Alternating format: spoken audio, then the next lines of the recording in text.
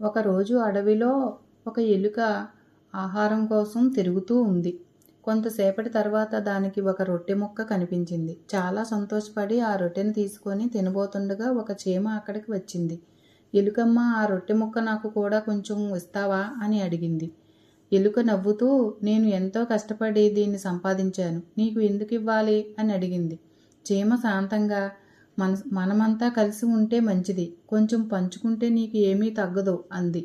కానీ ఎలుక దాని మాట వినలేదు. ఇది నాది, నీకు ఇవ్వను అంటూ గర్వంగా మాట్లాడింది.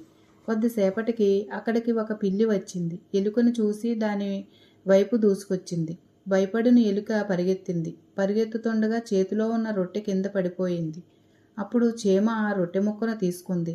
ఎలుక ప్రాణాలు కాపాడుకునేందుకు పారిపోవాల్సి వచ్చింది. అప్పుడే ఎలుకకు తన తప్పు అర్థమైంది. అవివేకంగా ప్రవర్తించాను, చీమతో పంచుకొని ఉంటే బాగుండేది అని అనుకుంది. Please like, share, subscribe our channel friends.